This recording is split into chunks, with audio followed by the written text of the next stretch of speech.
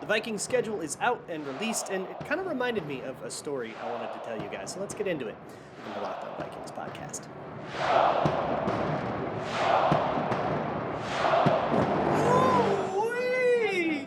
You are Locked On Vikings, your daily Minnesota Vikings podcast, part of the Locked On Podcast Network, your team every day.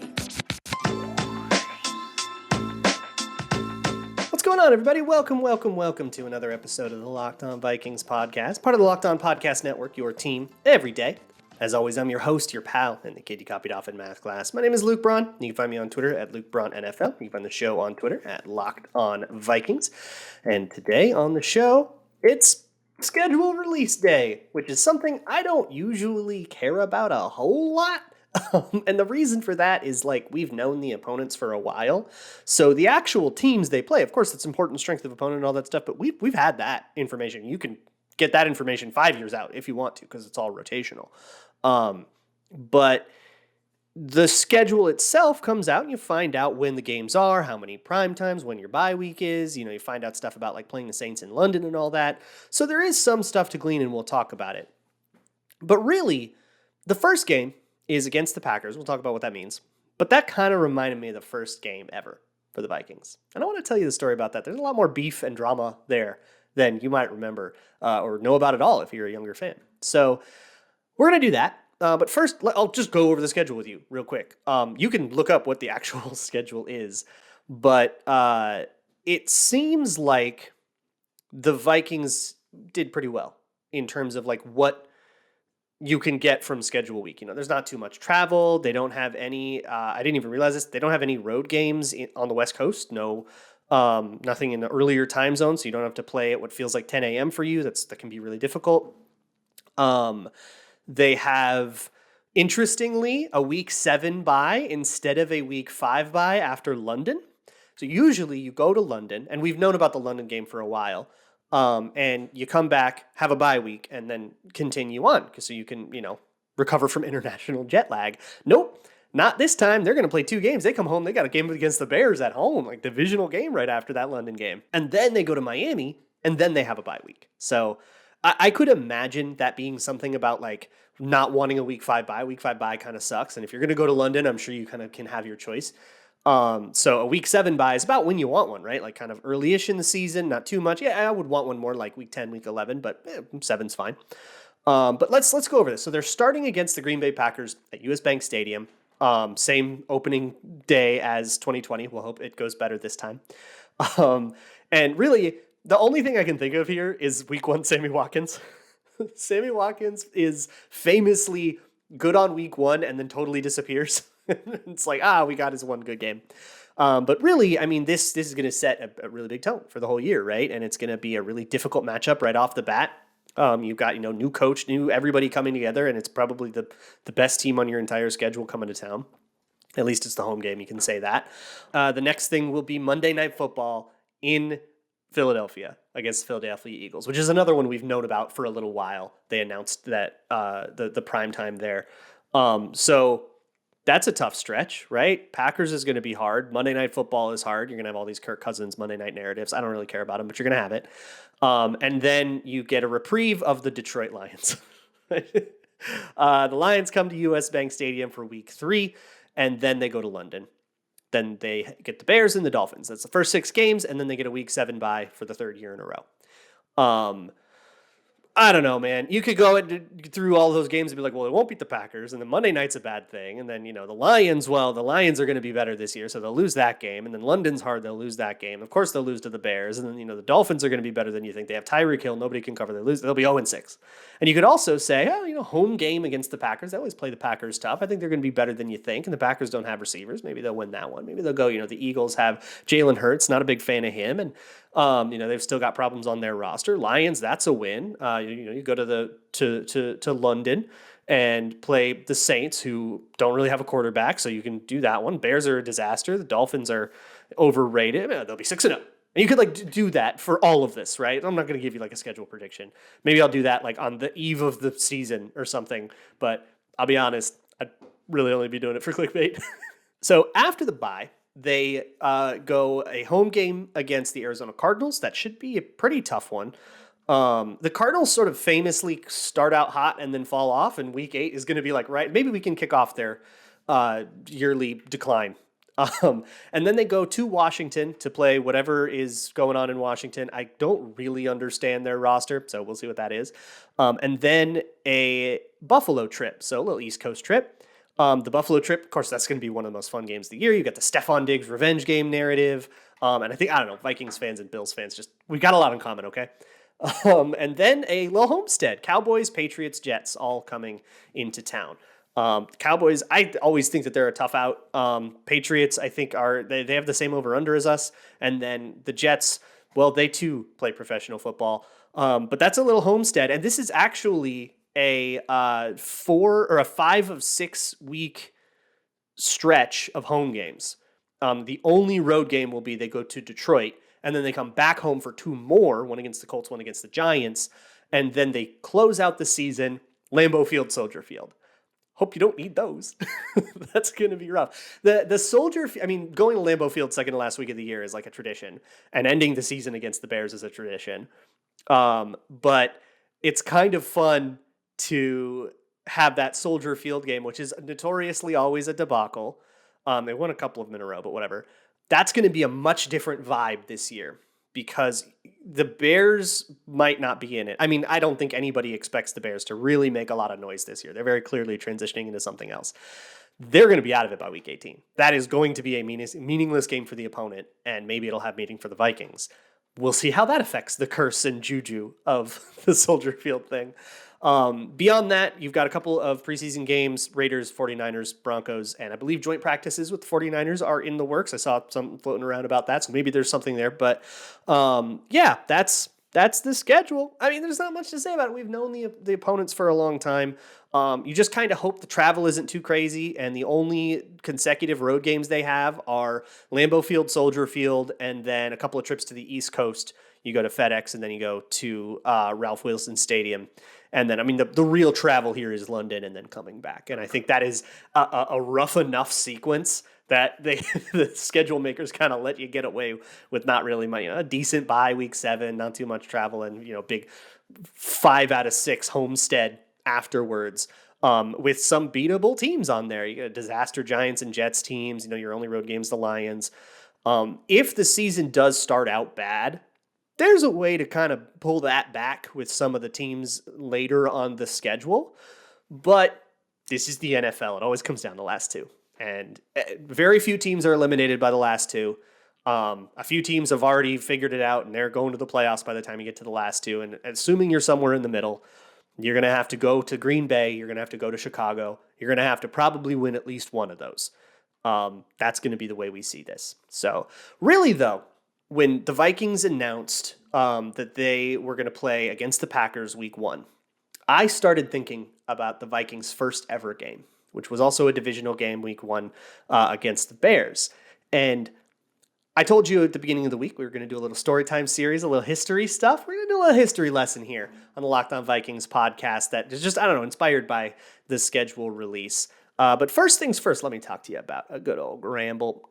If you want to get yourself a Grambling on anything, maybe now that you know the schedule and you didn't know the opponents before or whatever, you can go to betonline.net and you can go ahead and bet on whatever it is you want. Vikings over under is 8.5. You think they can have a winning season on that schedule? Go ahead and Gramble on it. You can bet on basketball playoffs or hockey playoffs if you can bear to look at them after what the Minnesota teams have done to you. You can also go bet on a real sports team in the Minnesota Lynx and anything else. You bet on tennis, golf, MMA, whatever. Even play your favorite Vegas casino game. So head on over to betonline.net. Get yourself a Grambling. BetOnline, where the game starts. I think most people, when they think of the first quarterback of the Vikings, the name that probably comes to mind is Fran Tarkenton. He is the original guy. He was the first quarterback of the Vikings for the entirety of the first era of the Vikings. Norman Van Brocklin was the coach. Fran Tarkenton was the quarterback. He did a weird stint with the New York Giants for a second when Bud Grant first came to town, and then he reunited with Bud Grant, went to all the Super Bowls. That was the deal. But Fran Tarkenton, believe it or not, was not the first starting quarterback of the Vikings. That guy was a sort of journeyman quarterback by the name of George Shaw. George Shaw was kind of a Sam Bradford-esque figure. He was a total college stud. He backed up Johnny Unitas for a while. He experienced some leg injuries, and he couldn't stay healthy. And he kind of did. He was by the time he got to the Vikings, that was his third team, and things were kind of not working out. And the Vikings actually traded a first round pick for him. He was still kind of seen to be a good enough quarterback for that. I don't know about you, but I feel like if I were a Vikings fan in 1961, I probably would have expected the first round guy to start. And I don't think anybody in the world was really surprised when he was the one that trotted out. But I want to rewind even further because this first Vikings game is a lot more than just the first time they took the field. There's a lot of sort of the DNA of the Vikings in this game. And you kind of have to go all the way back to their inception, which is a way deeper story for another day. But for now, suffice it to say, George Halas, Halas Hall of the Chicago Bears, legendary coach and all that, was also the chair of the expansion committee. And he was the one that decided to award the Vikings with the Minnesota market with a team as kind of part of a competition thing with the AFL, and as the expansion team, and the Vikings joined the league alongside the Dallas Cowboys. The Dallas Cowboys joined first because the NFL was doing something petty with the AFL's Dallas Texans, which was Lamar Hunt's team, and everybody hates Lamar Hunt in the NFL. And so the Dallas Cowboys came first in 1960, and then 1961 became the Vikings. And that first sort of preseason, that sort of just getting up, they had all of their expansion draft players. They had made their drafts. They had gotten Norm Van Brocklin as the coach. They had kind of already put it all together. They figured out what their colors was going to be and all that stuff. And it was time to finally play football. And that was a fairly messy process. It was an expansion team. It was a new organization getting its feet under it. So this is to be expected. But that preseason of 1961 didn't go very well. Fran Tarkenton played a lot of the game, started a lot of those games, and Norm Van Brocklin had told Fran Tarkenton, "You are the starter here, and we're going to treat you like the starter, and you're going to play all this preseason. And we're going to get you ready to go." One of those games was against the Bears. Now, in the lead up to that game, the disorganized Vikings that were still trying to get their feet under them forgot to send their game film to the Bears. This was back in 1961. You couldn't exactly go online. There wasn't a shared database of game film. You had to take reels and mail them to the other team. And Norm Van Brocklin and the Vikings had failed to do that in time. And this was a bit of a faux pas, right? Send us your game film. What are you trying to get an advantage in a preseason game? What are you doing here? I don't know. I can't really find what happened there. But what you can find is George Halas being really, really upset about it. And he ripped the Vikings a new one over this. And he called that, he said that they were unprofessional, and he just totally ripped the organization. And then they get on the field for that preseason game, and the Bears blow the doors off of the Vikings. Fran Tarkenton gets beat up in that one. And in that game, if you ask Fran Tarkenton, that preseason game was when he kind of realized, I probably shouldn't be a pocket passer. Now, if you know about Fran Tarkenton, his whole thing is that he was a scrambling quarterback. He was Russell Wilson before it was cool. Fran Tarkenton ran around a little bit in college, but it kind of, you could see it being a thing that ends in college. But then he stepped on the field, and the mighty monsters of the Midway, the Chicago Bears, beat the piss out of him. And he went, what if I just didn't take the hit and ran away instead? That's how he tells it. That's how he tells that he decided he was going to be the scrambling quarterback. So in the week leading up to the game, he went over to Norm Van Brocklin's house a whole bunch. They watched film together. They studied the Bears. They got ready for the game, which is why it was so deeply weird and astounding that George Shaw ended up being the starter. So if you were a fan at the time, outside, not privy to any of this going on, it totally made sense. It would be like if you traded a first-round draft pick for Kirk Cousins, and then also Kellen Mond was your third-round rookie. No one would have expected Kellen Mond to start in that situation. But Fran Tarkenton himself, who was the only person who knew about this, was very surprised that Van Brocklin, ever the mercurial coach that he was, changed his mind. Now, What actually happened in that game, you are probably familiar with, but if you're not, I'm not going to tell you. So everybody be quiet, no spoilers. First, let me talk to you about the best tasting protein bar on the planet. It is Built Bar. Built Bar is delicious, covered in 100% chocolate. It is great for post-workout or for like a late night snack because it's only got like 130 calories, but like 7 grams of protein, like 4 grams of sugar. So it's not going to knock you off the wagon. It's totally the kind of guilty pleasure snack you can have if you want something chocolatey, but you don't want to, you're trying to lose or maintain weight, you're trying to be good, get ready for summer, right? Swimsuit season's coming up.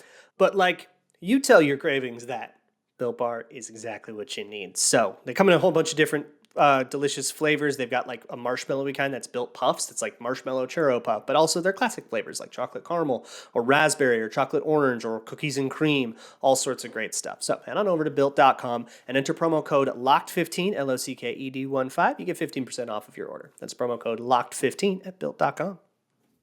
I think if you ask most Vikings fans, they probably call the Packers like the main rival of the Vikings, right? Because the Bears have been sort of up and down and they haven't been particularly relevant for a long time.